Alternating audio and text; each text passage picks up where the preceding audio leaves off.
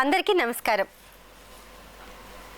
మాతృదినోత్సవాన్ని పురస్కరించుకొని షష్ఠి పూర్తి కళాలకు సత్కారం పేరుతో పిఎస్ తెలుగు విశ్వవిద్యాలయం అలాగే భాషా సాంస్కృతిక శాఖ సంయుక్త నిర్వహణలో మాతృవందనం కార్యక్రమాన్ని మే 16వ తేదీన మే 11వ తేదీన మనం నిర్వహించడం జరిగింది. ఆ కార్యక్రమంలో లబ్ధ ప్రతిష్ఠులైన 32 మంది అంటే 72 నుంచి 92 మధ్య వయసున్న వారిని మనం సత్కరించుకున్నాం, రచయిత్రులని. అందులో భాగంగానే ఈరోజు మన కార్యక్రమానికి విచ్చేశారు డాక్టర్ కేతవరపు రాజ్యశ్రీ గారు. బహుముఖీన ప్రజ్ఞావంతులు కేతవరపు రాజ్యశ్రీ గారు.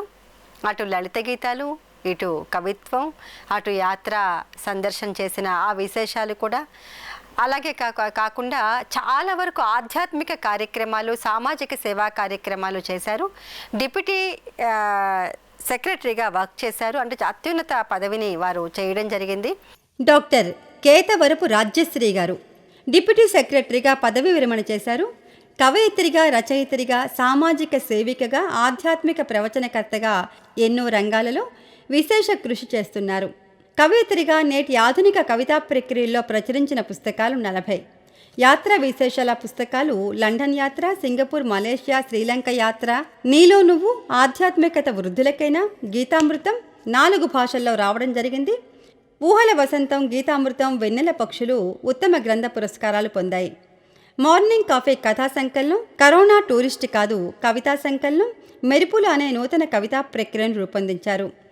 లలిత గీతాలు సీడీల రూపంలో విడుదల గావించబడ్డాయి. జీవన సాఫల్య పురస్కారాలు 2 అందుకున్నారు. భారత్ భాషాభూషణ్ బిరుదును కూడా అందుకున్నారు. అక్కినేని స్వర్ణ పతక పురస్కారాన్ని కూడా పొందారు. శ్రీశ్రీ ఎక్సలెన్స్ అవార్డు, ఊటుకూరి లక్ష్మీకాంతమ్మ పురస్కారం, mother Teresa award, Tanguturi Prakasam Pantulu గారి award, Vanguri foundation of America వారి వంశీ ఇంటర్నేషనల్ సాహిత్య పురస్కారాలు పొందారు. హ్యాపీ మదర్ పురస్కారం, ఉత్తమ మాతృమూర్తి పురస్కారం, ఉత్తమ మహిళా పురస్కారం, సృజన జీవన సాఫల్య పురస్కారం, లయన్స్ క్లబ్ వారి పురస్కారం, తంగిరాల ప్రతిభా పురస్కారం పొందారు.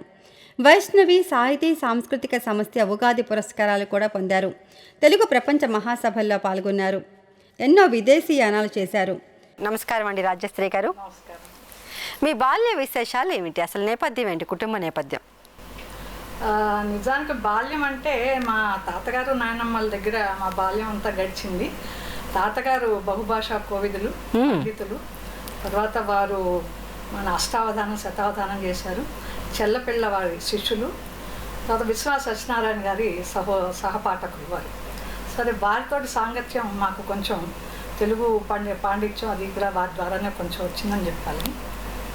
తర్వాత మా నాయనమ్మ మహాకాళి సుబ్బమ్మ గారని, ఆవిడ ఏమీ చదువుకోలేదు. వాళ్ళు ఉత్తరం చదవడం రాదు, ఒక అక్షరం రాయడం రాదు. కానీ ఆవిడకి రామాయణ భారతాలు అన్నీ కూడా కంఠోపాఠంగా వచ్చు. ఈవెన్ మన అంటే యమలోకంలో ఏమేమి శిక్షలు వేస్తారో మాటికి మాకు చెప్తూ మమ్మల్ని భయపెడుతుంది. ఇట్లా ఈ పని చేస్తాయి ఇట్లా అనుకుంటుంది. అలాగే సామెతలు, జాతీయాలు కొట్టిపోసేది, నీటాన్ని పోసారనమాట. ఏదన్నా అంటే ఇలా అన్నా అలా అన్నా అనేసరికి ఓడంతే కంచమంతా ఓడంటారు అంటూ అట్లా ఏదో సామెతలతో చెప్పేది. అలా ఆవిడ దగ్గర నుంచి సామెతలు. తర్వాత మా నాన్నగారు మహాకవి వెంకట్రావు గారు, తండ్రి నుంచి తనయులు. వారు బహుభాషా కోవిదులు కాకుండా ఆయన ఏజీఎస్ ఆఫీస్లో పనిచేసినా కూడా ప్రవృత్తి రీత్యా ఆయన కవి, నాటక రచయిత. తర్వాత లలితాదేవి ఉపాసకులు, తర్వాత జ్యోతిష వాస్తుశాస్త్ర పండితులు. తర్వాత మా అమ్మగారు వీణా వాదన చేసేవారు. అలా నాన్నగారి దగ్గర నుంచి సాహిత్యం, అమ్మ దగ్గర నుంచి సంగీతం కూడా మాకు కొంచెం వంట పట్టింది. అలాగే నేను కూడా కొన్ని రోజులు వీణ నేర్చుకుని మానేయడం జరిగిందండి.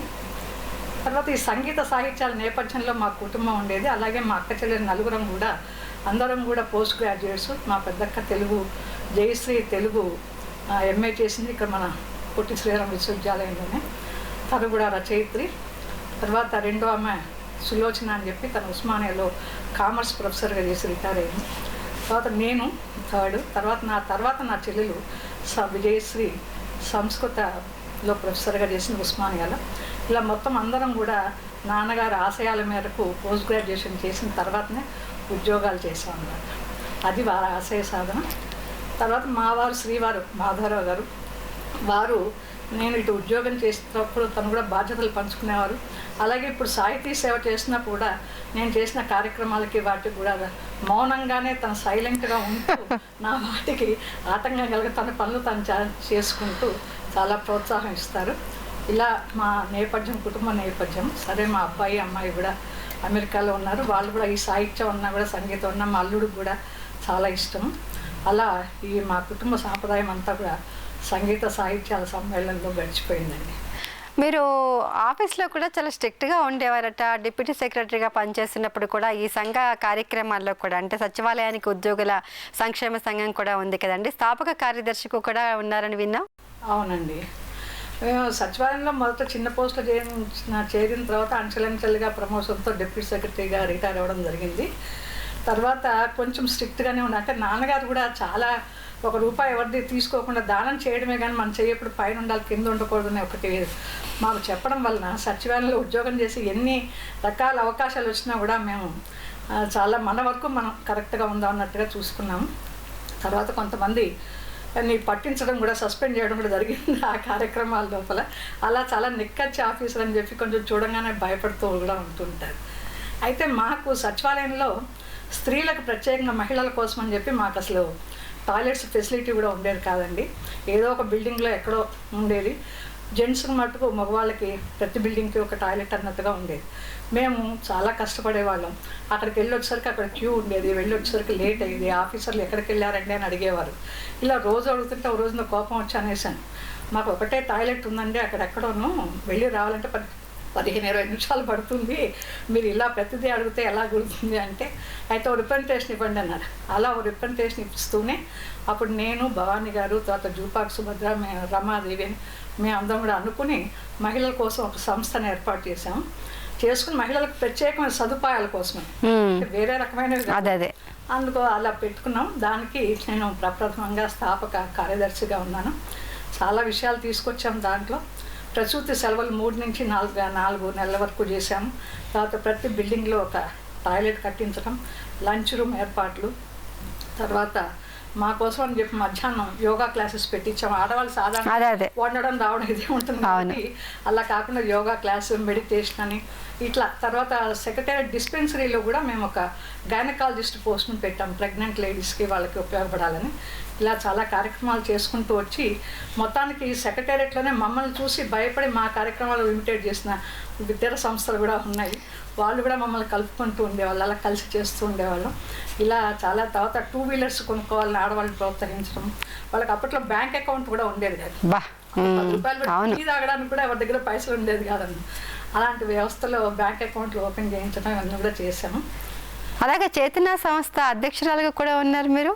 అవునండి, చేతన సంస్థ అనేది యాక్చువల్గా ఒక సాహితీ సంస్థ. అది అదే ఆ సంస్థ ఏంటంటే మనకు అంతర్లీనంగా ప్రతి వాళ్ళకి లోపల ఏదో హమ్ చేస్తుంటాం, చిన్న కవితో ఏదో ఒకటి. దానికి మనము ఒక ఎప్పుడు చూసినా ఫైల్స్ మధ్యలో కూరుకుపోకుండా ఒక మన ఆర్తిని తీర్చుకోవడానికి అని చెప్పి ఒక చేతన అని ఒక సాహితీ సంస్థను ఏర్పాటు చేసుకున్నాం. దీనిలో నెలకొకసారి మేము ఒక ప్రోగ్రాం పెట్టుకునేవాళ్ళం. తర్వాత ఉగాదికి కవి సమ్మేళనం పెట్టుకునేవాళ్ళం. దాంట్లో ఉగాది కవి సమ్మేళనంలో రావూరి భరద్వాజ గారిని పిలిచాం ఫస్ట్. వారు మమ్మల్ని చాలా ప్రోత్సహించారు. తర్వాత కవితల పోటీలు సరదాగా పెట్టుకున్నాం. దాంట్లో రూపాయి అనే కవిత రాశాను నేను. దానికి నాకు 2వ బహుమతి వచ్చింది. వచ్చేసరికి ఓహో మనం ఏదో చాలా రాయగలం అన్నమాట అని ఒక హుషారు వచ్చింది. అక్కడి నుంచి కవితలు, వచన కవిత రీతులన్నీ చేయడం జరిగింది. అలాగే ఒంగోలు తెలుగు మహాసభల్లో కూడా మేము సహస్రావధాని అని చెప్పి ఒక స్త్రీ పుట్టిన మొదలు చనిపోయేంత వరకు ఎన్ని ఫేజెస్లో ఎన్ని అవస్థలు పడుతూ కూడా తనను నిరూపించుకుంటుంది అనేది సహస్రావధాని అన్న కవితలో రాశాను. అంటే పురిటి కోసం ఆసుపత్రికి వెళ్తే బిడ్డను మాయం చేసే మాయగాళ్ళు అని అక్కడి నుంచి పుట్టినప్పటి నుంచి చివరికి ఎండింగ్ వరకు ఎన్నో కష్టాలు పడుతూ చివరికి ఆడపిల్ల పుట్టిందని 6 ఏళ్ళు పెట్టే అత్తింటి వాళ్ళు ఇలా అన్నీ చూసుకుంటూ వచ్చి చివరికి భర్త పోతే సాంఘిక కట్టుబాటుతో వేధించే బంధుగణం, తానే పోతే కాటికి పంపడానికి వంతులు వేసే సంతానం, ఇన్నింటిని భరిస్తూ అన్నింటిని అధిగమిస్తూ పొలం నుంచి గగన తలం వరకు సర్వత్రా తానైన సహస్రావధాని ఆమె అంటూ ఒక కవిత రాయడం జరిగింది. బాగుంది. స్త్రీల మీద మొదటి నుంచి కూడా కొంచెం ఇదిగా ఉండి అప్పుడు దాన్ని రాయడం జరిగింది. తర్వాత గోపి గారు నానీల ప్రస్థానం మా సాహిత్య వేదిక మీద మాట్లాడడం, అక్కడి నుంచి నానీలు చాలా బాగా ఆకర్షితురాలు. నేను ఫస్ట్ చిరు సవ్వడిలోని నానీల పుస్తకం రాయడం, తర్వాత దాని తర్వాత ఎక్కడ చూసినా కూడా ఏది చూసినా కూడా సమాజంలో ఒక చిన్న విషయం కానీ దాని మీద మనసు స్పందించడం. సో వెంటనే అది వేసిన 6 నెలలకే మళ్ళీ గుండె చప్పుళ్ళు అని చెప్పి ఒక 2వ పుస్తకాన్ని సంకలనం వేయడం జరిగింది. దాన్ని నిజానికి అక్కినేని నాగేశ్వరరావు గారికి అంకితం ఇచ్చాను. అంటే నిజంగా నాకు గుండె చప్పుళ్ళు ఆయన అని చెప్పి అనుకోవాలి. అంటే ప్రతి వాళ్ళకి కూడా అక్కినేని నాగేశ్వరరావు అంటే ఆ రోజుల్లో కళల్లో మనం రాకుమారుగానే ఉండేవారు. అలా సో ఆయనకి అంకితం, ఆయన దాన్ని దాని అంకితం తీసుకుని దాంట్లో పదాలు కూడా చదివి చాలా బాగున్నాయమ్మా అంటూ ఆయన మెచ్చుకోవడం అనేది నిజంగా. అంటే అక్కినేని నాగేశ్వరరావు గారి కుటుంబంతో మీ కుటుంబానికి మంచి అనుబంధం ఉంది అని చెప్తారు. అవునండి, చాలా అనుబంధం ఉంది. ఎప్పుడు నా పుస్తకం ఆవిష్కరణ తగ్గించి ఇంకా వారితో అడపా వాళ్ళ ఇంటికి వెళ్ళడం, కూర్చోవడం, మా సిస్టర్స్ అందరూ వెళ్ళడం. తర్వాత మా అమ్మాయి వివాహానికి కూడా వారు వచ్చి ఫస్ట్ ఆశీర్వదించింది వారు. తర్వాత ఇంకా నేను ఆ పక్కకి వెళ్తుంటే రా ఫోటో తీసుకుంటూ ఆ ఫోటోకి ఫోటోగ్రాఫర్ కూడా చెప్పి ఫోటోలు తీయించడం అది కూడా చాలా హోమ్లీగా చాలా బాగా చేశారు. తర్వాత ఆ పుస్తకాన్ని అంకితం తీసుకున్న వారు, నువ్వు నీ పుస్తక రత్నాన్ని నాకు అంకితం ఇచ్చావు, నేను నీ కళ్ళుని అయ్యాను, ఇప్పుడు నువ్వు నాకు అత్తగారివి అంటూ అత్తగారిని సన్మానించుకుంటానులే అని అన్నారు. అదే వారితో నేను మాట్లాడిన ఆఖరి మాట. తర్వాత వారి నిర్యాణానంతరమే నాకు అక్కినేని స్వర్ణ పతక పురస్కారం లభించింది. అది నా జీవితంలో నిజంగా చాలా చెప్పుకోదగిన విషయం. అలాగే మీరు సాహితీ కిరణం అసోసియేట్ ఎడిటర్గా కూడా చేస్తున్నారు కదమ్మా? అవునండి, చేశాను. సాహితీ కిరణం పత్రికని తీసుకురావాలని గుదిబండి వెంకటరెడ్డి గారు, నేను, పొత్తూరు సుబ్బారావు గారు, తర్వాత మన వెంకటదాసు, మేము నలుగురు అందరం కూడా లైక్ మైండెడ్ వాళ్ళు ఎట్లయితే సచివాలయంలో ఒకటి చేసామో అలాగే అనుకున్న ఒక పత్రిక తీసుకొచ్చాము. దానికి స్థాపక అసోసియేట్ ఎడిటర్గా కూడా నేను ఉన్నాను. పొత్తూరు సుబ్బారావు గారు ఎడిటర్. దాంట్లో ఉండి కూడా ఎన్నో ఆధ్యాత్మిక కాలం ఒకటి నిర్వహించేదాన్ని. దాంట్లో అవును, ఆధ్యాత్మిక కాలంలో ఎట్లా ఏంటి అని అంటే కనుక మొదటి నుంచి ఆధ్యాత్మిక నేపథ్యం మా ఇంట్లో ఉంది కదా, కాబట్టి అది రాయడం జరిగింది. తర్వాత దాంట్లోనే ప్రముఖుల పరిచయాలు అంటూ అక్కినేని నాగేశ్వరరావు, ఎద్దంపూడి సులోచనారాయణ గారు, రాబూరి భరద్వాజ, శ్రీనారాయణ రెడ్డి గారు, ఇలా వీళ్ళందరినీ కూడా ఆ పత్రిక కోసం ఇంటర్వ్యూ చేయడం జరిగింది. అలా దాంట్లో కూడా నాకు అసోసియేషన్ ఉంది దాంట్లో పత్రికలో కూడా. అంటే ఫ్రీలాన్స్ జర్నలిస్ట్గా కూడా ఉన్నాను అనమాట. అయితే కాలమిస్ట్గానే కాకుండా మీరు యాత్రా సందర్శనతో చాలా చరిత్రలు కూడా రాశారు. అన్నిటికంటే ముఖ్యం మీరు ఈ ప్రపంచ తెలుగు మహాసభల్లో విదేశాల్లో పాల్గొన్నారు. ఆ విశేషాలు ఏంటండి? ప్రపంచ తెలుగు మహాసభలు మొట్టమొదటగా నేను తానా సభలకు వెళ్ళామండి. మన డాలస్ నగరంలో అమెరికాలో వెళ్ళినప్పుడు వాళ్ళు చాలా బాగా మర్యాద ఇచ్చి అసలు చాలా చాలా గొప్పగా అయింది జరిగింది. అక్కడ ఈవెన్ గవర్నర్ కూడా వచ్చి నేను తీసుకెళ్ళిన ఆధ్యాత్మ నీలోకి నువ్వన్న ఆధ్యాత్మ పుస్తకం కూడా వారికి ఇవ్వడం జరిగింది. అంటే తులసి గబ్బడ్ అని చెప్పి ఆవిడ అక్కడ గవర్నర్ అనమాట. ఆవిడ మన భగవద్గీత అంటే ఆవిడకి చాలా ఇష్టం అని అలా ఆవిడకి ఆ పుస్తకం నీలోకి నువ్వు ఇవ్వడం. తర్వాత అక్కడి నుంచి నెక్స్ట్ లండన్ తెలుగు మహాసభలకు వెళ్ళాం. లండన్ తెలుగు మహాసభల్లో నిజంగా అది నేను ఆల్మోస్ట్ భారతదేశం నుంచి వెళ్ళిన ఏకైక మహిళ అనుకుంటాను. నాకు కూడా అప్పట్లో తెలియదు. వెళ్ళిన తర్వాత ఒక్క మహిళ అని చెప్పేసి వాళ్ళు చాలా గౌరవించి చాలా బాగా నాకు అభినందించి ఒక డాక్టర్ గారు ఇంట్లో పెట్టారు, నాకు హోటల్ రూమ్ ఇవ్వకుండా అనమాట.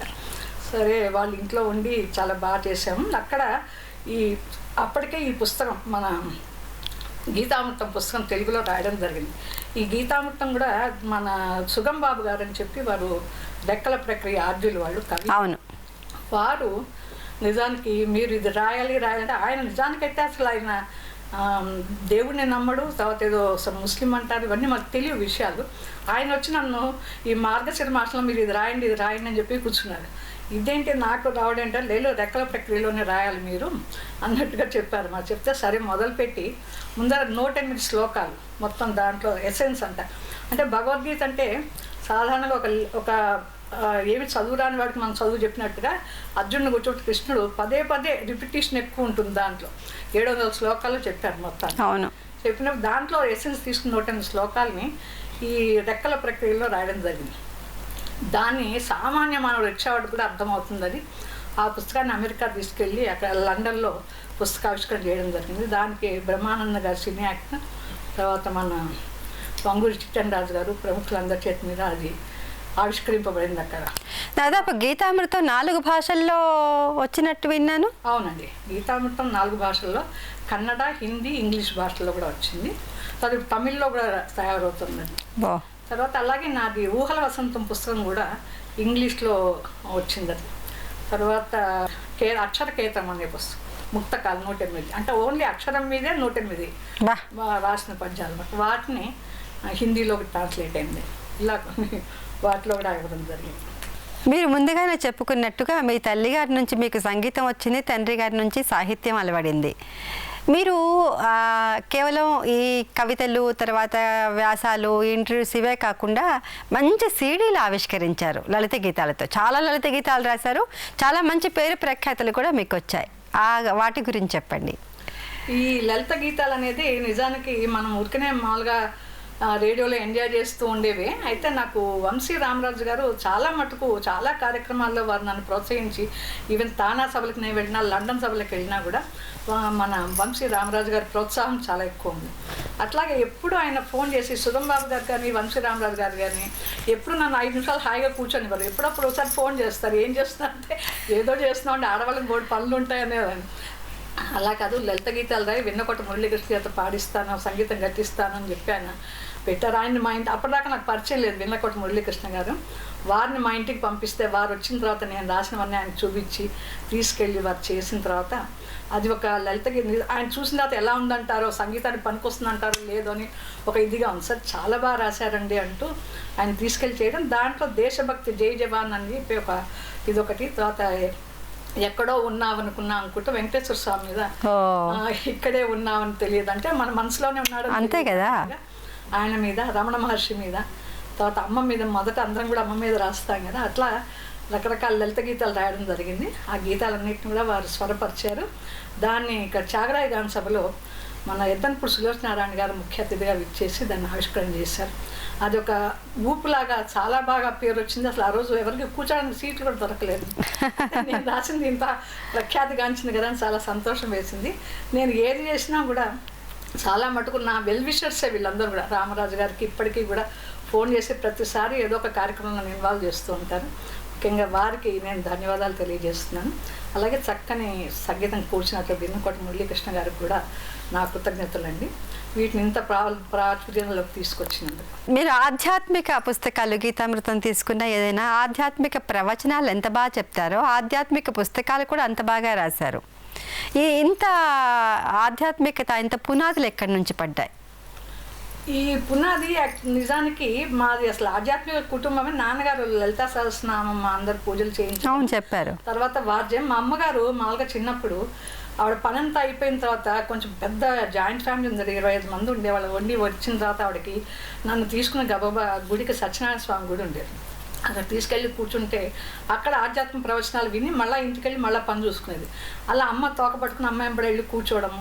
అక్కడ వాళ్ళు ఆవిడేదో చెప్పేవారు, వాళ్ళు అంతే ఇదంతా మిథ్య, ఇదంతా నాటకం, తెర వెళ్ళిపోగానే మళ్ళీ మనం ఇలా ఉంటాం అలా ఉంటాం ఏవో చెప్పేవాళ్ళు. ఇవన్నీ ఏమిటో తమాషాగా ఉంది, ఏంటమ్మా అలాంటి వాటికి వెళ్ళి కూర్చుంటామని మా అమ్మని సతాయించారు. తర్వాత అమ్మ కాదు అలా కాదు ఇలా కాదు చెప్తుంటే ఓహో అనుకునేవాళ్ళు. అలా అలా కొంచెం కొంచెం రావడం. తర్వాత మా నాయనమ్మ గారికి జబ్బు చేసినప్పుడు మా నాన్నగారు ఆవిడ పక్కన కూర్చొని భగవద్గీత ఆవిడ చదివి వినిపించమని మాకు డ్యూటీలాగా వేసేవాడు. అలా భగవద్గీత చదువుతుంటే ఆవిడ వినిపిస్తుంటే ఆవిడ అడిగేది, ఇదేంటి ఆత్మకి ఏం గుచ్చుకోదంటారేంటి, ఇప్పుడు ముళ్ళు గుచ్చుకుంది శరీరానికి, ఈ ఆత్మకి లేదంటే సరిపోతుందా, శరీరానికి గుచ్చుకుందిగా అని అడిగేది. ఏమో మా అమ్మ నాకు ఇవన్నీ తెలియదు, నాన్నగారు చదవమన్నారు చదివాం అనేవాళ్ళు. తర్వాత ఆవిడ అడిగిన ప్రశ్నలకి వాటికి కూడా మనం వయసు వస్తున్న కొద్దీ సమాధానం చెప్పుకోవాలని తెలుసుకుంటే అప్పుడు భగవద్గీత చదవడం, అలాగే ఈ పుస్తకం రాయడానికి అవకాశం రావడంతో ఇలా ఆధ్యాత్మికత బాగా వృద్ధి చెందినారు. అంటే మిమ్మల్ని బాగా ప్రభావితం చేసిన వాళ్ళు నాన్నగారు, తాతగారు, తర్వాత నానమ్మ, అమ్మ, ఇలా చాలా. ఇప్పుడు మీరు చెప్పారు అక్కినేని నాగేశ్వరరావు గారు, వంశీ గారు చాలా ప్రోత్సహించారు. ఇలా మిమ్మల్ని బాగా ప్రభావితం చేసిన వ్యక్తులు ఎవరు? బాగా ప్రభావితం చేసిన వ్యక్తులు ఫస్ట్ రావుల భరద్వాజ్ గారండి. వారే నేను ఫస్ట్ ఆయన ఒక మీటింగ్ పిలిచినప్పుడు ఏదో మాట్లాడుతాను, నేను 5 నిమిషాలే మాట్లాడతాను, మీరందరూ వచ్చి ఏదో ఒకటి ఇక్కడ మాట్లాడాలని సచివాలయంలో మా అందరికీ అవకాశం ఇచ్చారు. ఇచ్చినప్పుడు ఏం మాట్లాడతాం అనుకుంటే నేను 2-3 చిన్నగా ఇవి రాసుకున్నాను అనమాట. దాంట్లో అప్పుడు బిర్లా మందిర్కి వెళ్ళాం. వెళ్ళినప్పుడు అదేదో రాసుకున్నా ఒకటి, గుడిలో వెంకటేశ్వరుడు, గుడిలో దేవుడు వెంకటేశ్వరుడు, గుడి పేరు బిర్లా మందిర్ అని ఒక వ్యంగ్యోక్తి రాశాను. ఓకే. అలాగే కొడుకులో స్వాంతన పొందాలనుకుంది, ఆమెకేం తెలుసు ఇద్దరు మొగుళ్ళు అవుతారని అంటూ ఒకటి రాశా. అలా రాసి అక్కడ చదివినప్పుడు భయపడుతూ చదివాం. తర్వాత పక్కింటి ఆవిడ ఎప్పుడూ గుణవతే అంటూ రాశాను. ఇట్లా అంటే ఇవన్నీ నానీలు అంటారమ్మా. గోపి గారు దీంట్లో ఉన్నాయి ఇవన్నీ, చాలా చెమ్మక్ కొంచెం మీ దాంట్లో మీరు కంటిన్యూ చేయండి అని చెప్పారు. అలా ఫస్ట్ నాకు రాబూరి భరద్వాజ్ గారు నాకు అవకాశం ఆకాశవాణిలో ఇచ్చింది వారే. చాలా మందికి ఆయన గురువు గారు. నాన్న నాన్న నాన్న అంటూనే మాట్లాడారు, నన్ను పిన్ని అని పిలిచేవారు. అలా వారు. తర్వాత సి నారాయణ రెడ్డి గారు, వారితో నేను కళా పురస్కారం తీసుకున్నా. గ్రేట్. అంటే ఈ అసలు ఆఫీస్ గొడవ వేరు, ఇది వేరు అన్నట్టు ఇదో ప్రపంచం, వేరే ప్రపంచం ఇక్కడికి వచ్చిన తర్వాత గుదిబండి వెంకటరెడ్డి గారు కూడా, మీరు సచివాలయానికి కంటిన్యూ అక్కడే ఉండొద్దండి, బయటికి రావాలంటూ జాగరాయ సభలో మా ప్రోగ్రామ్. అసలు ఎక్కడ ప్రతిభ ఉన్నా కూడా దాన్ని గుర్తుపట్టుకొని వెలికి తీసుకొచ్చి అందరికీ సన్మానాలు చేసి వాళ్ళ బాధ్యత మరింత పెంచుతారు వారు. అవును, వెంకటరెడ్డి గారు చాలా, గుదిబండి గారు చాలా ఎక్కువ ఇంటికి వస్తారు. అసలు 8 years అయినా నిమిషానికి ఒకసారి చెక్కమని ఇంటికి వచ్చేస్తారు, ఏదో చెప్తారు, వెళ్ళిపోతారు. ఇలాంటి వాళ్ళందరి. తర్వాత ఎద్దనపూడి సులోచనారాయణ గారు, మీకు తెలియదు. అలాంటి వాళ్ళతో పరిచయం అంటేనే మనకి ఏదో భాగ్యం, ఒక స్ఫూర్తి. అలాంటిది వాళ్ళ ఇంటికి వెళ్ళి మేము వాళ్ళతో భోజనం చేసి వాడు పక్కన కూర్చుంటే గిల్లుకుంటూ ఉండేవాళ్ళం అన్నమాట. ఆవిడ నవలలు చదివిన తర్వాత అసలు ఎవరిమైనా అంతే కదా, ఊహాలోకాల్లో ఉండేవాళ్ళం. అలాంటి ప్రభావం చాలా ఉందండి. తర్వాత ఈ ఎద్దనపూడి. తర్వాత రంగనాథ్ గారు అండి నాకు బాగా సినీ యాక్టర్. రంగనాథ్ గారు ఆయన మంచి సాహితీవేత్త. అవును, ఎన్నో పుస్తకాలు రాశారు, ఇవన్నీ కూడా రాశారు వారు. రాస్తే వారి పుస్తక ఆవిష్కరణకు నన్ను ఒకసారి సభలో ఒక అతిథిగా, విశిష్ట అతిథిగా ఏదో పెట్టడానికని అని చెప్పారు. సరే అన్నాను. అన్న తర్వాత మా ఇంటికి వచ్చేసారు ఆయన, ఇది కార్డు ఇవ్వడానికి. మా ఇల్లు అప్పుడు ఏదో కన్స్ట్రక్షన్లో ఉంది, అంతా కూడా ఏదో సామాన్లు పడేసి సోఫా మూలకు పడేసి ఉంది. అక్కడికి వచ్చేసి కార్డు ఇవ్వడానికి వచ్చి, అయ్యో మీరు వచ్చారేంటంటే ఒక మాట చెప్తే, అంటే ఏంటి నా పుస్తకం ఆవిష్కరణ నేను రాకుండా ఇంకెవరు వస్తారు, కాసేపు కూర్చొని మా వారిని పిల్లల్ని అందరిని పలకరించి వెళ్ళారు. తర్వాత ఏ సభకి చూసినా వారు రావడం. తర్వాత వారితో పాటు ఇంకొక ఆయన ఉండేవారు, డాక్టర్ గారు అని చెప్పి, మసూదన్ అని, వాళ్ళిద్దరు బాగా క్లోజ్ ఫ్రెండ్స్. ఆయన కూడా సాహితీవేత్తే. ఆయన నేను కలిసి రంగనాథ్ గారి ఇల్లు గాంధీనగర్లో మా ఇంటి దగ్గరలో ఉండేది. వాళ్ళ ఇంటికి వెళ్ళి కూర్చుంటే ఈ సాహిత్య చర్చ జరుగుతూ ఉండేది అనమాట. ఎంత ఎక్కడికో వెళ్ళిపోయే వాళ్ళ ఏమిటో ఇది తాగుతూ ఈ సాహిత్యం వింటూ ఉంటే ఇదే జీవితం సరిపోతుంది అన్నట్టుగా ఉండేది. చాలా క్లోజ్ వారితో కూడాను. చాలా ప్రోగ్రామ్ చేసి ఎన్నో కార్యక్రమాలకు వెళ్ళాము. వారి హఠాన్మరణం నిజంగా అసలు తట్టుకొని అనమాట. చాలా రోజులు మనుషుని కాదు. తర్వాత వారు నా గురించి కవిత్వంలో A to Z ఒకటి రాసేసి దాంట్లో పెట్టారనమాట. అది మనకు సమయాభావం వల్ల చదవలేకపోవచ్చు నేను. అయితే అది అంటే నేను మొదలుపెట్టినట్టు కవిత్వం దగ్గర నుంచి ఆఖరి వరకు అన్నిట్లోనూ రాజశ్రీ వాదం, మానవతావాదం, ఏ వాదానికి ఆవిడ చిక్కలేదు అంటూ రాశారనమాట. చాలా బాగుంది అది. అలా మెచ్చుకుంటారు. వీళ్ళందరూ కూడా నా జీవితాన్ని ప్రభావితం కాదు. ఒక్కొక్కళ్ళు ఒక్కొక్క సమయంలో మనకి ఒక ఇన్స్పిరేషన్ ఇస్తూ ఉంటారు. మనకి అది చాలా గొప్ప అంశం. ఇక మిమ్మల్ని బాగా ఆధ్యాత్మిక ప్రవచనాల సప్తాహం కూడా మీరు చేశారు. ఎందుకంటే 4 ముక్కలు చదివి 4 పద్యాలు నేర్చుకొని ఒక ప్రవచనం చెప్పడం అంటే మాటలు కాదండి. అది సప్తాహం చేయడం అంటే ఇంకా అసాధ్యం అసలు. అది మనకి మహిళల్లో చాలా తక్కువ ఉన్నారు. అది ఎలా సాధ్యమైంది?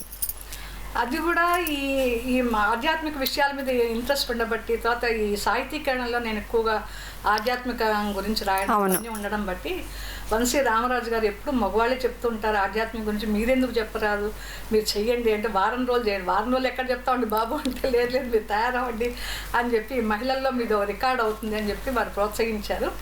అలాగే వారం రోజులు చెప్పడం జరిగింది. అయితే దాంట్లో ఏంటంటే ఒక విశిష్టత, ఓన్లీ మహిళామణులే, ఈవెన్ చీఫ్ ముఖ్య అతిథి కానీ మాట్లాడే వాళ్ళు కానీ అందరూ కూడా, నేను మాట్లాడదాన్ని అందరూ కూడా స్త్రీలనే పెట్టారు. దాంట్లో ప్రతిరోజు ఎంతసేపు అండి? ప్రతిరోజు 1.5 hours. అబ్బా, 1.5 hours. దాంట్లో ఒక 1/2 hour ముఖ్య అతిథి మాట్లాడడం అట్లా ఉండేది. దాంట్లో గంగావతరణం అని, తర్వాత ప్రపంచమంతా గురుమయం, తర్వాత నుదిటి రాతిని మార్చే భగవద్గీత, తర్వాత దీంట్లో మన రామాయణంలో స్త్రీల పాత్రలు, ప్రత్యేకించి సీతాస్వాతి యొక్క విశిష్టత అనే దాని గురించి మాట్లాడడం. తర్వాత ఈ భాగవతంలో భక్తి ప్రపత్తి ఎట్లా ఉంది అనే విషయాల మీద గంగా అవతరణ ఇవన్నీ కూడా మాట్లాడడం జరిగింది. చాలా మటుకు 5-6 రోజులు ఇవి జరిగిన తర్వాత ఆ సప్తాహం అయిన తర్వాత వారు అక్కడ అందరికీ భోజనాలు కూడా పెట్టించాలని చెప్పి చెప్పారు. భోజనాలు కూడా మనం ఏర్పాటు చేసి చేయడం చాలా దాంతో ఒక మహిళ చేయడం ఇట్లా అనేది ఒక రికార్డ్ అని చెప్పేసి. అవును. తర్వాత మెరుపులు అనే ఒక సాహితీ ప్రక్రియని ఇప్పుడు ఇందాక మీరు నానీలు రాసామన్నారు కదా, అది ప్రక్రియకు రూపకర్త మీరే కావడం, అది ఎట్లా వచ్చేసింది మీకు? అది లఘు కవిత రూపాలు ఇప్పుడు చాలా చాలా వచ్చేసిన తర్వాత లఘు కవిత వేదిక అని చెప్పేసి రాఘవేంద్రరావు గారు, సుగం బాబు గారు వీళ్ళందరూ కూడా కలిసి ఒక లఘు కవిత వేదికని పెట్టారు. దాంట్లో అంటే ఈ వచన కవిత్వమే కవిత్వం ఇది కాదు అన్నట్టుగా దీన్ని చిన్నచూపు చూస్తున్నారు. ఇట్లా కాకుండా లఘు కవిత్వం మీద మనకి పట్టుండాలన్నట్టుగా ఒక వేదికను తయారు చేశారు. దాంట్లో ప్రతి వాళ్ళ రెక్కలు కానీ నాణ్యాలు కొత్త ప్రక్రియలు దాంట్లో రాసి మనం పెడుతూ ఉండాలి. అలా వారి ప్రోత్సాహంతోనే నేను సాధారణంగా పుస్తకాలు చాలా మటుకు కూడా నియోగి గారు లేదంటే కనుక సుగం బాబు గారి ప్రోత్సాహంతోనే పుస్తకాలు రాయడం జరిగింది. వారు మీరు ఒక కొత్త ప్రక్రియ మొదలు పెట్టాలి అని చెప్పి వారు ప్రోత్సహించడం, సరే దాని గురించి ఆలోచించి ఆ ఐటమ్స్ తయారు చేసుకుని మెరుపులు అనే లఘు కవిత రూపకర్త చేశాను. దాంట్లో ఒక 6 నుంచి 8 పాదాల వరకు లఘు కవిత, దాంట్లో ఒక సామాజిక అంశం 4లో, తర్వాత దానికి ఒక చురక లాంటిది మనం తక్కిన వాటిలో వేయడం కానీ చివరి పాదాల్లో వేయడం అట్లా తీసుకొచ్చాం. దాంట్లో ఒకటి బాగా రమణాచారి గారు కూడా చాలా బాగుందని చెప్పింది. ఎర్ర చీర కడితే కమ్యూనిస్ట్ అన్నారు, పసుపు చీర కడితే టీడీపీ అన్నారు, గులాబీ కడితే టీఆర్ఎస్ అన్నారు, ఆరెంజ్ కడితే బీజేపీ అన్నారు, చీర రంగుని బట్టి పార్టీలు అంటగడితే ఎలా అంటూ వాపోతున్నాను. అలా ఒకటి దాంట్లో సెటైర్ వేసినట్టుగా అన్నమాట. ఎప్పుడు సాధారణంగా ఎక్కడైనా వెళ్ళినప్పుడల్లా ఇలాగే చేస్తూ అంతే కదా, ఆడవాళ్ళంటే ఫస్ట్ ఏదో ఒకటి కామెంట్ వస్తూనే ఉంటుంది. చీర లేకుండా అవునే, ఎన్ని రంగులు ఉంటాయి మరి మొత్తానికి. చీర రంగుని బట్టి పార్టీలు అంటగడితే ఎలా అని ఒకటి రాయడం జరిగింది అన్నమాట. అయితే నాన్న ఒక చిన్నది దాంట్లో ఇంకొకటి, బ్యాంకు కౌంటర్ ముందు బిచ్చగాడు, బ్యాంకు కౌంటర్లో నా ముందు బిచ్చగాడు, అతడు జమ కోసం నేను లోను కోసం అని ఒకటి రాశాను. అబ్బా, ఓ బాగుంది, చాలా బాగుంది. అంటే బిచ్చగాళ్ళ అంతే, కరెక్టే. అయితే నాన్నగారు బాగా నాటకాలు రాసేవారని వేసేవారని అన్నారు కదా, మీరు కూడా నాటకాలు వేసేవారని విన్నాను నేను. వేసేవాళ్ళం, సరదాకి వేసేవాళ్ళం. అంటే సచివాలయంలో చాలా ఎక్కువ సాంప్రదాయం ఉంది కదా, అది నాటకాలు వేసే సాంప్రదాయం. అక్కడ చిరువేషాలు వేయడం, అలాగే లయన్స్ క్లబ్లో మేము బాగా సనత్ నగర్ లయన్స్ క్లబ్లో మెంబర్స్గా ఉన్నప్పుడు చాలా సాహిత్య సేవా కార్యక్రమాలు చేసాం, సమాజ సేవా కార్యక్రమాల్లో. అలాగే నేత్రదానం అని చెప్పేసి ఆ నాటిక భవానీ గారు రాశారు. ఓకే, అప్పుడు మేము సెక్రటేరియట్లో ఒకసారి అవును, సెక్రటేరియట్లో చిల్లర భవానీ దేవి గారు మీరంతా కలిసి కొలీగ్స్ చేసినప్పుడు దాన్ని మేము తీసుకుని లయన్స్ క్లబ్లో వేసాము నేత్రదానం అని చెప్పి. ఆ నేత్ర శిబిరాలు అవన్నీ కూడా నేత్ర చికిత్స శిబిరాలు ఎక్కువ నిర్వహించేవాళ్ళం. ఈ నాటకం ద్వారా అందరినీ ప్రభావితం చేద్దామని అదొకటి వేసాం. తర్వాత అట్లాగే ఒక సెటర్గా హాస్య నాటకం ఒకటి, పెద్ద జడ అని చెప్పేసి. అప్పట్లో నాకు చాలా పెద్ద హాస్య నాటకం రాసింది అనమాట. మీ జడ మీదే దాని మీద పెద్ద జడ అని చెప్పేసి ఒక హాస్య నాటకం. అందరూ ఆడవాళ్ళమే మగవాళ్ళ వేషాలు వేసుకొని ఫస్ట్ టైం అన్నమాట స్టేజ్ ఎక్కే వాళ్ళందరూ. చాలా సరదాగా నడిచింది ఆ నాటకం. అట్లా కొన్ని రేడియోల్లో నాటకాలు అలా లేవు. కానీ మీ వాళ్ళ జడ మీద ఒక నాటిక వచ్చింది బాగానే ఉంది, కానీ మీ టైటిల్స్ ఏంటో చాలా వెరైటీగా పెట్టారు. కరోనా టూరిస్ట్ కాదు ఒకటి, ఆధ్యాత్మికత వృద్ధులకైనా ఒకటి, నీలో నువ్వు అనే ఒకటి, యాత్ర ఈ సందర్శన వాటి గురించి కూడా ఒకటి, చాలా చాలా వెరైటీగా. మార్నింగ్ కాఫీ, ఇది కథల సంపుటి, చాలా వెరైటీగా ఉంటాయి. అంటే సాధారణంగా ఒక హెడ్డింగ్ చూడగానే మనకు చదవాలనిపిస్తుంది. కరెక్ట్, అది కరోనా టూరిస్ట్ కాదు. అది చదివినప్పుడు అయితే నేనైతే షాక్ భలే వచ్చింది అసలు అనిపించింది. అంటే అప్పట్లో ఇది రేపు వెళ్ళిపోతుంది ఎల్లుండి వెళ్ళిపోతుంది అనుకుంటున్న సమయంలో ఇంకా వెళ్తుంది అనుకుంటుంటే ఆ పుస్తకం మొదట అసలు కరోనా స్టార్టింగ్ నుంచి ఎండింగ్ వరకు ఏమేమి జరిగింది అనేది ఒక క్రోనలాజికల్ ఆర్డర్లో నేను కవిత్వం రాయడం జరిగింది. తర్వాత దానికి టైటిల్ ఏంటంటే ఎండింగ్కి వచ్చేసరికి చూస్తే ఇది ఏమి ఎండ్ అయ్యేటట్టుగా లేదు, చైనా నుంచి వచ్చిన టూరిస్ట్ కాదు, ఇది కొంతకాలం మనతోనే ఉంటుంది, టూరిస్ట్ కాదు, మనం ఎప్పుడు జాగ్రత్తగానే ఉండాలి అన్నట్టుగా రాయడం జరిగింది. పీట వేసుకొని కూర్చొని ఉంది ఇంట్లో, నడుస్తూనే ఉంది. అది కరెక్ట్. మీరు చాలా ఇష్టమైన, ఇప్పుడు మీరు చెప్పారు కొంతమందితో నేను స్ఫూర్తిని పొందాను, కొంతమందిని కలవటం కూడా మన జీవితంలో కొన్ని ఒక మంచి మైలురాళ్ళని మనం చేస్తాము. అలా కలిసినప్పుడు మిమ్మల్ని బాగా ఇన్స్పైర్ చేసిన కథనాలు ఏంటి? కొంతమంది వ్యక్తుల్ని కలిసిన వాళ్ళల్లో మొట్టమొదటిగా చెప్పాలంటే అక్కినేని నాగేశ్వరరావు గారండి. అంటే అది ఒక అద్భుతం నాకు జీవితంలో. మాకు యాక్చువల్గా నిజానికి చెప్పాలంటే మా స్కూల్కి ఆయన్ని ఎప్పుడో మేము చిన్నప్పుడు చదివినప్పుడు స్కూల్కి ముఖ్య అతిథిగా పిలిస్తే మేమందరం ఏదో కలర్ డ్రెస్ వేసుకుని బాగా వెళ్దాం అనుకున్నాం మాడపాటి హనుమంతరావు స్కూల్. అయ్యో నాగేశ్వరరావు వస్తుంటే ఇదేమిటి మనం ఇలా స్కూల్ డ్రెస్లు వేసుకున్నాడం ఏంటి, అందరం మంచి మంచి బట్టలు వేసుకుని గులాబీ పూలు పెట్టుకుని వెళ్ళాలని. అటువంటి హీరో నిజానికి నేను ఆయన కలవడం అనేది ఒక అద్భుతం. నా పుస్తకం ఆయనకి అంకితం ఇవ్వడం అనేది ఇంకో అద్భుతం. వారు నువ్వు నా అత్తగారు వినడం ఇవన్నీ కూడా అద్భుతాలుగా అనిపించినాయి. తర్వాత నాకు ఒక్కటి చాలా మీతో షేర్ చేసుకోవాలనిపించింది ఏంటంటే, లండన్ తెలుగు మహాసభలకు వెళ్ళినప్పుడు అక్కడ సత్య గారు ఆయన మాకు లండన్ పార్లమెంట్కి తీసుకెళ్లారండి. ఇది ఎవరికి జరిగిన అద్భుతమైన విషయం అనమాట. పార్లమెంట్లో మనం వరంగల్ నుంచి వెళ్ళినాను. ఒక ఆయన అక్కడ స్థిరపడిన ఆయన వరంగల్ అమ్మాయిని పెళ్లి చేసుకున్నారు అక్కడ ఆయన. ఆ అమ్మాయి వాళ్ళు ఉన్నారు, వాళ్ళ ద్వారా పట్టుకుని మొత్తానికి వాళ్ళ వరంగల్లో మాకు లండన్ పార్లమెంట్కి తీసుకెళ్లారు.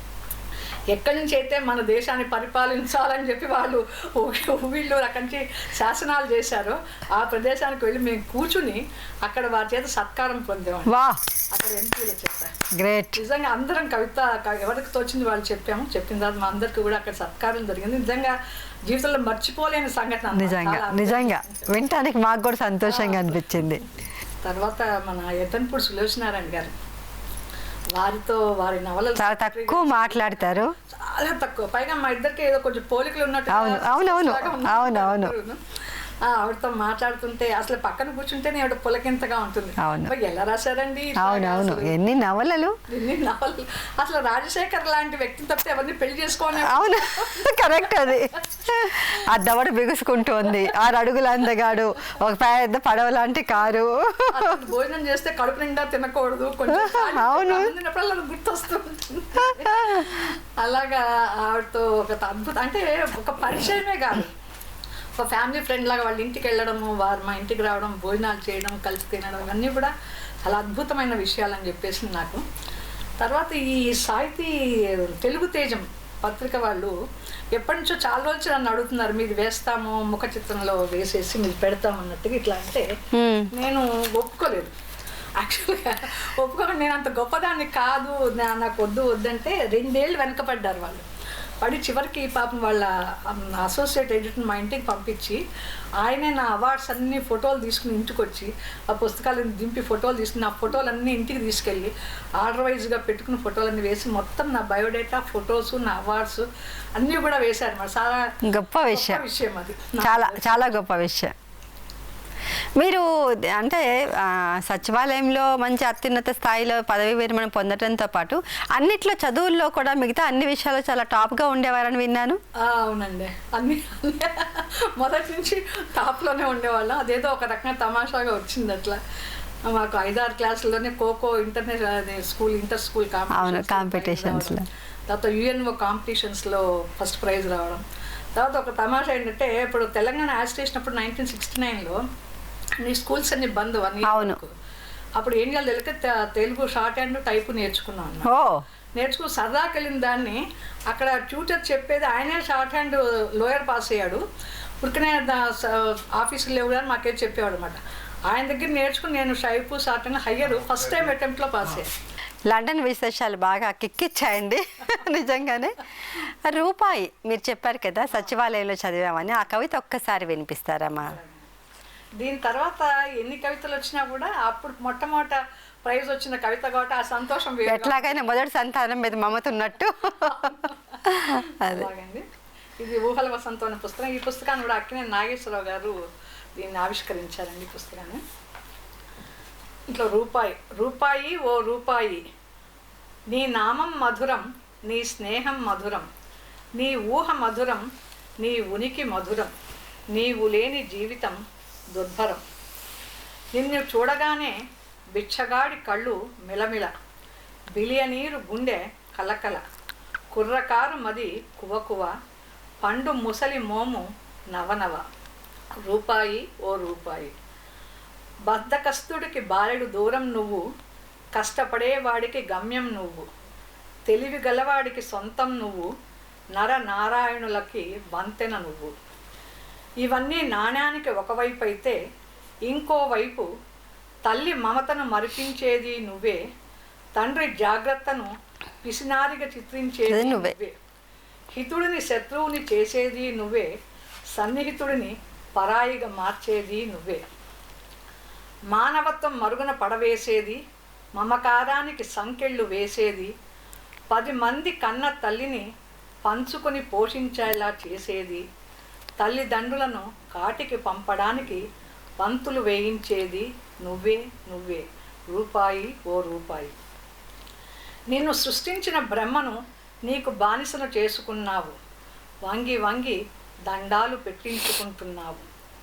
సూర్యుని చుట్టూ తిరిగేది భూమి అయితే నీ చుట్టూ తిరిగేది భూవాసులు. ఇంతెందుకు ధనమూలమిదం జగత్. కానీ సృష్టిలో నీకు మోకరిల్లనిది, నువ్వు విలువ కట్టలేనిది ఒకటే, అదే అమ్మతనం, అదే అమ్మతనం, రూపాయి ఓ రూపాయి. చాలా బాగుంది. మొత్తం అదేంటి ప్యారడీ కింగ్ రాసినట్టుగా జొన్నవిత్తులు గారి రూపాయి మీద రాస్తారు అద్భుతంగా. చాలా బాగా రాశారు, మొత్తం అంతా జీవితం అంతా వచ్చేలాగా. మీ సాహిత్యంలోకి వెళ్తే అన్ని ప్రయోగాలు చేశారు మీరు, వ్యాసాలు బాగా రాశారు, పరిచయ కార్యక్రమాలు నిర్వహించారు, కవిత్వం ఎక్కువగా రాజశ్రీ గారంటే కవిత్వం గుర్తొస్తుంది. యాత్రా చరిత్రలు కూడా బాగా రాశారు. మీ విదేశీ ప్రయాణంలో యాత్రా చరిత్రలో మీరు మర్చిపోలేని అంశం ఏంటి? మర్చిపోలేని అంశం అంటే సింగపూర్, మలేషియా మేము తెలుగు మహాసభలకు వెళ్ళినప్పుడు ముక్తేవి భారతి గారు నేను ఒక రూమ్లో షేర్ చేసుకుని చాలా సరదాగా గడిపాము. అయితే మేము మలేషియాలో ఉండగా మేము అప్పుడు 500 రూపాయల నోటు కరెన్సీని, 2000 రూపాయల నోటు కరెన్సీని ఇక్కడ ఇండియాలో రద్దు చేస్తున్నట్టుగా వచ్చింది. అవును. అయితే మలేషియా అక్కడ కూడా మాకు మామూలుగా మన ఇండియన్ కరెన్సీ నడుస్తుంది. అయితే ఆఖరికి కొన్ని డబ్బులు అట్టే పెట్టుకున్నాం, ఇండియన్ కరెన్సీ కూడా నడుస్తుంది కదా, చాక్లెట్లు అవన్నీ మన వాళ్ళకి తీసుకెళ్దాం అన్నక్కడ. సడన్గా అక్కడ మాకు ఇది చెల్లబోదు, ఎక్కడికి వెళ్ళినా చెల్లట్లేదు, ఏమీ లేదు. మంచినీళ్ళ బాటలు కొనుక్కుందాం అంటే మాకు డబ్బు చెల్లలేదు, తాగడానికి లేదు. ఇంకేదో హోటల్కి వెళ్ళి తాగేసాం. తర్వాత ఫ్లైట్ ఎక్కాను, నానావసరం పడి ఫ్లైట్ ఎక్కితే ఫ్లైట్లో వాళ్ళు మా బాటిల్ కొనుక్కోమంటున్నారు, వాటర్ బాటిల్. అప్పుడు అందరం కలిసి ఒక బాటిల్ వాటర్ని ఒక చుక్క చుక్క తాగి మేము సర్దుకున్నాం. డబ్బులు లేకపోతే ఇలా ఉంటుందా అన్నట్టుగా అనిపించి ఇక్కడ దిగాము, ఎయిర్పోర్ట్ నుంచి దిగిన తర్వాత అక్కడి నుంచి వాళ్ళు ట్యాక్సీకి డబ్బులు కడదామంటే ఈ ఇండియా వస్తే డబ్బులు చెల్లవంటారు, ఏం చేయాలో తెలియలేదు. అప్పట్లో ఇంకా ఈ గూగుల్ పే రాలేదు. సరే చాలా అవస్థలు పడి ఎట్లాగా గమ్యం చేరుకోవడం జరిగింది. అందరం కలిసి ఒక ట్యాక్సీలో వచ్చామన్నమాట. చాలా తమాషాగా అది ఇంత ఉక్కిరి బిక్కిరి అవుతుందా అని చెప్పి అనిపించి, అందులో విదేశాల్లో ఉన్న అవును చాలా ఇబ్బంది కదా, చాలా ఇబ్బందికరమైన విషయం. ఇంకా వేరే వేరే కంట్రీస్ ఏమేమి వెళ్ళొచ్చారు మీరు? ఇంకా లండన్ వెళ్ళినట్టు చెప్పాను, సింగపూర్, మలేషియా, ఇవి కాకుండా మా తెలుగు మహాసభల కోసం అని వెళ్ళినవి. తర్వాత ఇక్కడ జరిగినటువంటి తెలుగు మహాసభలు అన్నీ కూడా జరగడం జరిగింది. తర్వాత నేను మామూలుగా చైనా, జపాన్ వెళ్ళామండి. తర్వాత శ్రీలంక వెళ్ళాము. తర్వాత యూరప్ కంట్రీస్ అన్నీ తిరిగి వచ్చాము మొత్తం అంతాను. ఇవన్నీ కూడా జరగడం జరిగింది. China, Japan. చైనా చూస్తే కూడా చాలా మనకి చాలా అడ్వాన్స్డ్ టెక్నాలజీ చైనాలో. అలా బుల్లెట్ ట్రైన్ అయితే మేము ఫస్ట్ అక్కడే బుల్లెట్ ట్రైన్ అంటే ఏదో వెళ్ళిపోతున్నామో అని ఒక భయం ఉన్నాడు. పట్టుకుంటే మా టూరిస్ట్ గైడ్ ఉన్నాడు, తీసుకెళ్ళాడు. అక్కడి నుంచి బుల్లెట్ ట్రైన్స్ ఏంటి వాళ్ళు అసలు వాళ్ళ ఇది కానీ వాళ్ళ బిల్డింగ్స్ కానీ బ్రహ్మాండంగా ఉంటాయి. కాకపోతే ఏంటంటే వాళ్ళ దగ్గర మనలాగా స్వతంత్రం లేదు.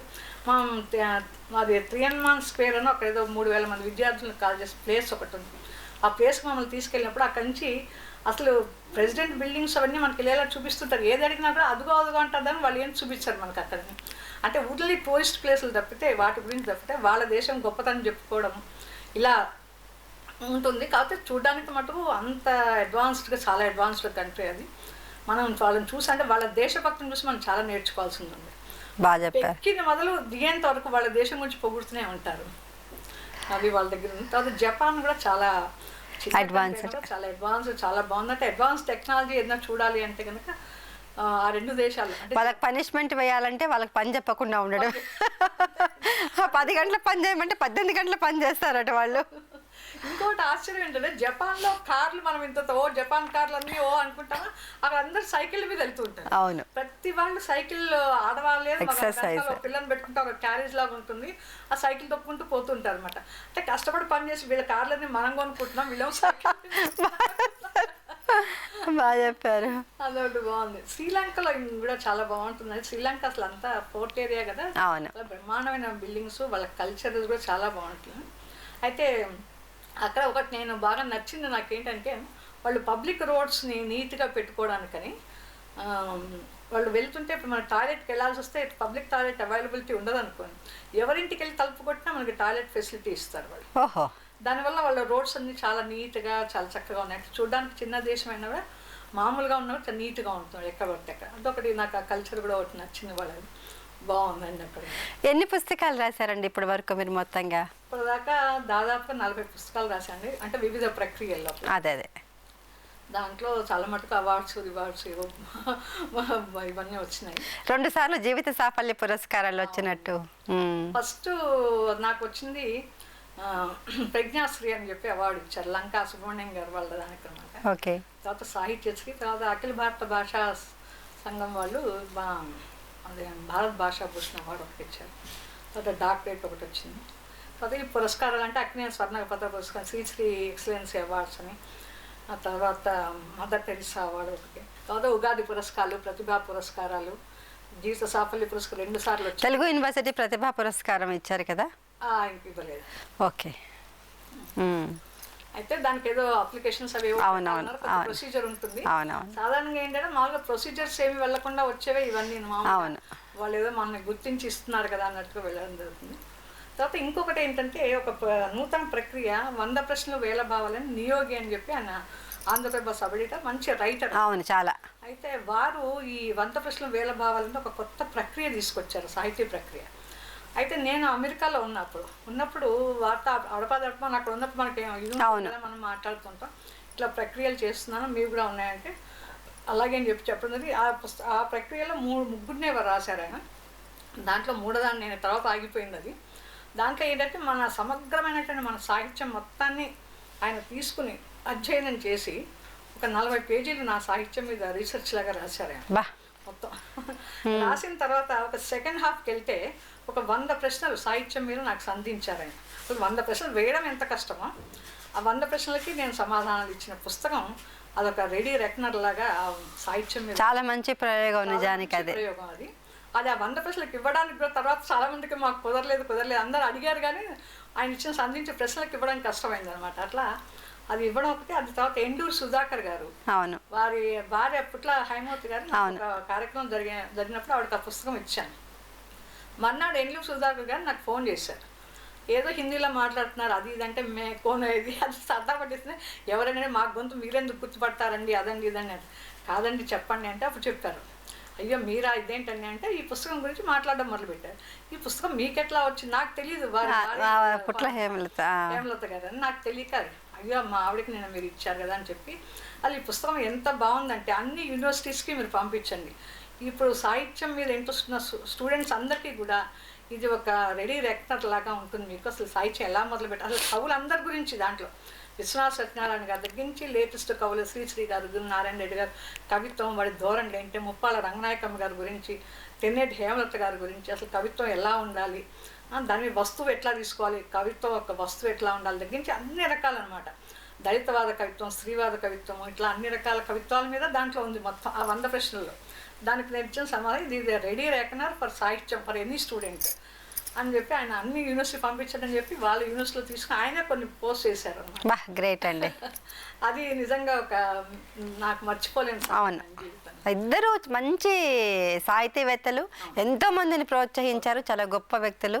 ఇద్దరిని మనం కోల్పోయాం. రీసెంట్గా ఆయన చనిపోయారు. నాకు మంచి ఫ్రెండ్ పుట్ల హేమలత గారు. అయితే ఇప్పుడు ఈ సాహిత్యంలో ఇన్ని ప్రక్రియలు మెరుపులు తీసుకొచ్చారు, వ్యాసాలు రాశారు, యాత్రా చరిత్రలు రాశారు, కథ వైపు నవల వైపు మీ అడుగులు పడ్డాయా? నవల వైపు వెళ్ళలేదు, కథల వరకే ఉందండి. అదే కథలు కూడా నేనంటే వ్యాసాలు రాయడం జరిగింది, వ్యాసాలు ఏదో మాట్లాడడం ఇలా చిన్న చిన్నగా రాయడం అట్లా జరుగుతుంది. కానీ ఈ కథల వైపు వెళ్ళాలి అన్నట్టుగా అప్పుడప్పుడు అనిపించి ఇది కూడా ఒక ప్రక్రియలో చేద్దాం అన్నట్టుగా మొదలుపెట్టాను. అది కూడా ఏమైందంటే మొట్టమొదట నేను అమెరికాలో ఉండగానే ఊరికనే ఏం తోచక ఏదో టీవీ పెట్టుకుని చూస్తుంటే అంటే ఈ సుగం బాబు గారు చెప్పారు, మీరు అక్కడికి వెళ్తే ఏం చేస్తారా, మనల్ని ఒళ్ళో కూర్చోబెట్టుకుని రాయండి కవిత్వం అని చెప్పారు అనమాట ఆయన. అలా చెప్పినప్పుడు రాసిన కవిత్వమే. ఇంకొకటి నాకు తృప్తినిచ్చిన విషయం ఇక్కడ, రవీంద్రనాథ్ ఠాగూర్ గారిది స్ట్రే బర్డ్స్ ఒకటి అనువాదం చేశాను, అనువాద కవిత్వం కూడా అని, వెన్నెల పక్షులు అని చెప్పేసి చేశాను. అక్కడ ఉండగానే ఆయన పంపించడం, ఆయన ఇక్కడ చేయించిన వచ్చేసరికి రెడీగా పెట్టారు ఆ పుస్తకాన్ని చేయడం జరిగింది. అంటే అట్లా ప్రోత్సహించే అనువాదంలో ఒకటే పుస్తకం అండి మీరు చేసింది? అనువాదం ఒకటి ఓకే చేశాను. దానికి బెస్ట్ అవార్డు వచ్చిందండి, బెస్ట్ బుక్ అవార్డు వచ్చిందండి అనువాద కవిత్వం. అదొకటి. తర్వాత ఇప్పుడు ఈ దేని గురించి, కథల గురించి, కథలు దాంట్లో ఒక నిమిషానికి ఒకసారి మనం చూస్తుంటే ఒక అడ్వర్టైజ్మెంట్, ఏదో అన్నం తింటుంటే ఒక అడ్వర్టైజ్మెంట్ ఏదో ఇట్లా వస్తుంటే అక్కడ వాళ్ళు పుస్తకం ఒకటి వేస్తాను, వంగూరు చిట్టరాజు గారు వాళ్ళు మ్యాగజైన్ వేస్తున్నాము ఏదైనా ఒకటి ఇవ్వండి అని చెప్పి అడిగాడు అక్కడ ఉన్నాను. సరే అప్పటికప్పుడు ఏం రాస్తాను చూస్తుంటే, ఎప్పుడు చూసినా ఏది చూసినా తింటుంటే ఓ అడ్వర్టైజ్మెంట్, ఏమిటి ఇంతసేపు వస్తుందని చూస్తే దాంట్లో నిజానికి ఏంటంటే ఏదో బొద్దింకల మందనో లేకపోతే టాయిలెట్ క్లీనింగ్ అనో, అబ్బాస్ వచ్చేస్తాడు టాయిలెట్కి అన్నం పెట్టుకొని టాయిలెట్ బ్రష్ తోటి వచ్చేస్తాడు, బాబాయ్ తలకాయ ఉంచుకుంటే ఇంకోటి వచ్చేసి ఈ పిల్లకి అన్నం లేదు ఇలా ఎందుకు ఇవ్వండి అంటూ ఉంటారు. ఈ హెల్పేజ్ ఇండియా వీళ్ళ అడ్వర్టైజ్మెంట్స్ అన్ని చూసరికి అవి బాబాయ్ ఇలా ఉంది ఏమిటి, మనం తినడానికి కూర్చోగానే ఇలా వస్తున్నాయని కొంచెం మనసు పాడైపోతుంది భోజనం చేస్తున్నప్పుడు. అలా చూసుకుని మూడ్స్ పాడు చేసే యాడ్స్ అని చెప్పి ఒక కథ రాశాను. బాగుంది, టైటిలే బాగుంది. రాసి అది వాళ్ళకి వంగూరి వాళ్ళకి పంపించి ఆ పుస్తకంలో కూడా ప్రచురణ అయింది. అలా రాయడం. తర్వాత కారులో షికారు అంటే మా వారితో వెళ్ళినప్పుడు, షికారుకి వెళ్ళినప్పుడు కారులో వెళ్దామంటే మన సిటీలో ఎన్ని అవస్థలు పడుతూ ఉంటామని సరదా కథలే అన్నీ అనమాట. స్త్రీవాదం మీద ఒక 2-3 కథలు అట్లా ఇవన్నీ తీసుకొచ్చి, మార్నింగ్ కాఫీ అని ఏంటంటే అది యాక్చువల్గా ఒక స్త్రీకి మామూలుగా ఎప్పుడు కూడా తనకంటూ తను ఒక టైంను ఏర్పాటు చేసుకొని కుదరదు సంసార భావన లోపల. అయితే పొద్దున్నే లేచి ఆవిడ ఒక కాఫీ గ్లాస్ తీసుకుని బయట ఆరుబయట గట్టు మీద కూర్చుని కాఫీ తాగుతూ పేపర్ చదువుతుంటే ఆవిడకు ఒక రకమైన మధుర స్మృతి. అవును, ప్రతి ఇంట్లో మనం ఫేస్ చేసేది అది. అయితే అరగంట తర్వాత ఆవిడ లోపలికి వెళ్ళంగానే ఇంకా భవబంధాలు ఇరుక్కుపోవడం దాని గురించి గుర్తుండదు. అప్పుడు తను కూర్చున్న గట్టు పగుల్లోంచి ఒక చిన్న మొక్క వస్తుంది. ఆ మొక్క వచ్చినప్పుడు ఇదేమిటి, ఇది ఎట్లా వచ్చిందని చెప్పి అనుకుని పాపం దీనికి ఏదో నీళ్ళు పోద్దాం లేవు చుక్క అనుకుంటాం, మళ్ళీ లోపలికి వెళ్ళాలని మర్చిపోవడం. అలా రోజు దానికి ఒక గుడ్ మార్నింగ్ చెప్పి కూర్చున్నట్టుగా అవుతుంది అన్నమాట. ఓ రోజు దానికి ఒక చిన్న పువ్వు వస్తుంది ఆ చెట్టుకి, ఇంత చెట్టుకే సన్న పువ్వు. నిజంగా జరిగింది ఇది. ఒక పింక్ చిన్నదనమాట, పింక్ ఫ్లవర్, ఒక గులాబీ లాగా అనమాట, గడ్డి పూలు. గడ్డి పువ్వు ఒకటి మొలిస్తే అరే ఒక్క చుక్క కూడా నీళ్ళు పోయలేదు, ఇదేంటి ఇంట్లో నాకు ఇంత ఆనందాన్ని చేకూరుస్తుంది ఇది అనుకుంటే మనసులో ఒక ఇది వచ్చిందన్నమాట. ఏంటో నారు పోసిన వాడు నీళ్ళు పోయడా, నాకు నువ్వే పోస్తే నేను బతుకుతానా, పర్యావరణం ఇలా ఉంటుందా ఏమిటి నిన్ను నమ్ముకుంటే అన్నట్టుగా అది మనం ఎక్కిరిస్తున్నట్టుగా అనిపించిందని ఆ కథ అనమాట మార్నింగ్ కాఫీ అని రాశాను అనమాట. సామాజిక కార్యక్రమాలు కూడా మీరు బాగా చేశారు. సామాజిక కార్యకర్తగా కూడా మీకు మంచి గుర్తింపు వచ్చింది. ఎలాంటి కార్యక్రమాల వైపు మీరు ఎక్కువ వెళ్ళారు?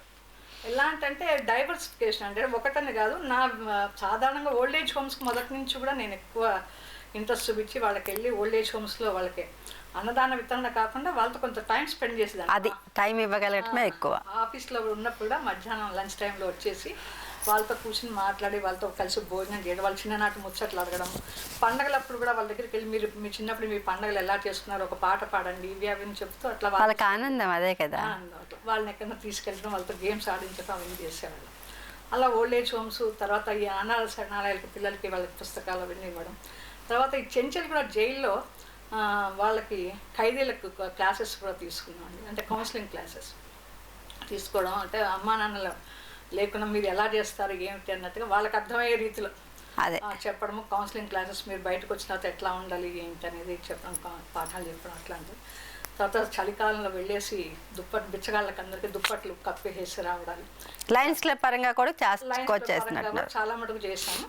తర్వాత ఇండివిజువల్గా తర్వాత లయన్స్ క్లబ్లో చేసిన తర్వాత నాకు అంటే అది తెలియదు కానీ ఒక దానికి వాళ్ళు విపరీతమైన అడ్వర్టైజ్మెంట్ ఇస్తారు, ఫోటోలు వేయడం.